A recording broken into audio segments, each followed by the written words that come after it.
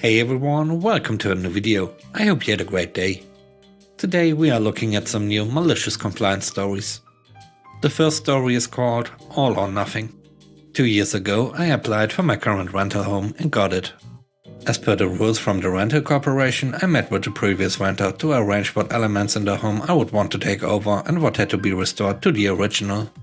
The ground rules are that a renter has to restore a house to the original state upon leaving, unless old and new can come to an agreement. The risk for the new renter in taking over things is that they are responsible for fixing it when they leave. I have to mention that there was a lot changed to the house from the original state. At first it all seemed fine, she was nice and reasonable.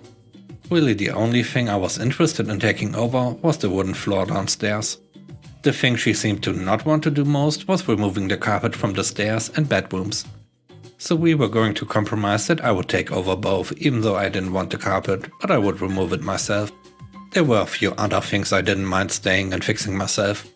But the main thing I wasn't willing to budge on was the 2 walls they had removed in a non-constructionally safe way. So she would have to restore those. We had mostly reached an agreement via text and we arranged a date and time to finalize some details and sign the agreement. When I got there, she completely changed her tune and told me it was gonna be all or nothing. I was flabbergasted for a second, tried to reason with her and give her some more things I would take responsibility for, but she wouldn't budge. So in the end, I told her it was gonna be nothing. That was clearly not the outcome she was hoping for, because she basically kicked me out. She had me taking a day off of work and I made an hour drive just for that. After that she had about 4 weeks to restore the house. She really screwed herself on that one, because I saw how she left it for the corporation and how much they had to fix to restore the house, which she got the bill for. She was very petty about it, even taking every last stone and plant from the yard. The next story is called Do What I Say. I was working as a cleaner and would do random stuff on a construction site. The boss man, Bob, didn't like me. Probably because I was a young woman in a man's world. I don't really know what his issue was. He was an old and bitter man. His life was so boring that he came 2 to 4 hours early on the site almost every morning, even when he had the day off. The other workers were nice to me. Especially John, who is important to the story. John was a good man, nice, funny and kind. John took me under his wing when Bob denied me to change my clothes anywhere else than his office. So John started to track when I came to work and kept Bob busy while I changed my clothes. This happened when the building was close to finished. I was cleaning inside of that building when I heard Bob's voice. Hey, why is this place looking like this? I looked around and asked, like what? Like this. There are tools all over the place. You should keep this place clean. This is a construction site. There are tools, workers use them. What do you want me to do? Collect them? Yes, I need you to go collect all tools that are not in use right now. You want me to collect all tools that are not in use right now? Like, take them outside to the storage, so people need to walk there to get them again? What is your problem? Do what I say. Collect all of them and don't do something else before that. And with that, Bob walked off. First I was mad, but then I thought, why not? And so I started to collect all of them. You let go of your hammer to use a circular saw? I took your hammer and walked to the outside. I even found a wheelbarrow that I used to take even more tools in one trip. I took all of the tools to storage and kept different subcontractors' tools to different piles, so no tools were lost or mixed. At one point John stopped me. He asked, very puzzled, what are you doing? We used these tools. I know, I'm sorry that this makes things hard for you.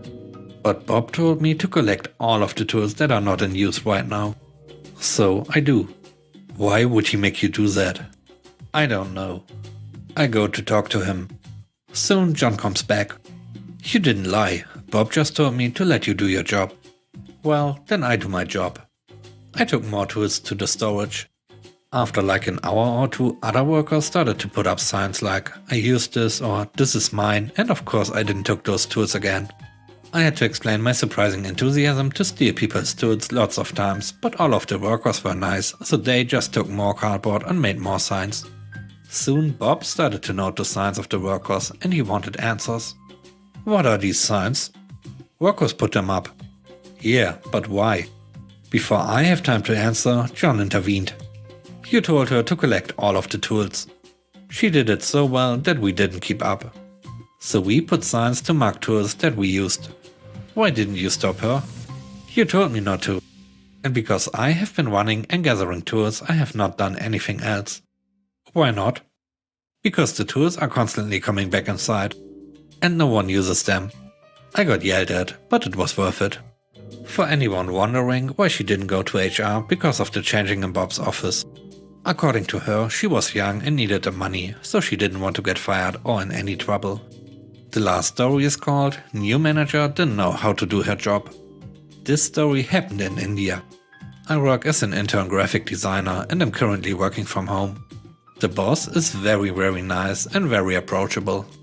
When I was inducted into my position, he and the marketing head gave me all the creative freedom to work in my way. The marketing head provided me all the content in a spreadsheet and I chose topics from among them every day. It was all great. I made about 6 to 8 designs each day. Sometimes the head asked me to make small corrections and I did. They posted the designs every day. About 2 months later, the marketing head resigns, replaced by a new head, a woman ready to micromanage and subject me to her whims since I was the only subordinate to her. She asked me to discard the old spreadsheet and gives me a new one. However, her spreadsheet was acutely inaccessible, very difficult to work on and lacked details. I worked around that for a bit. But soon it was apparent that she included no instructions. Every day I would deliver my designs and she would ask me to redo them from scratch with a new set of instructions, some of them pretty impossible. For example, she asked me to put a picture of the Constitution of the UK in a post related to the UK. When I'd point out the difficulties, she'd just say something like, "Work it out as I said." Her list of corrections became long and indecisive and she acted like she was the last word here. She would post the graphics with an Instagram filter on it, which made my head hurt. She even added a vignette to every design. And then the worst began. I exhausted the content list she had sent me and asked for some more. I was also having college exams, so there were delays. I talked to her and waited until an hour passed and I pinged her again. She did send me the new topics, but not before reprimanding me for being so late and demanding a pretty complicated design in 15 minutes. Work productivity fell as I tried to work with her demands. In a few days I needed new topics and I told her so. She just said, "I'll send them, wait for my instruction." I waited the whole day with no word from her.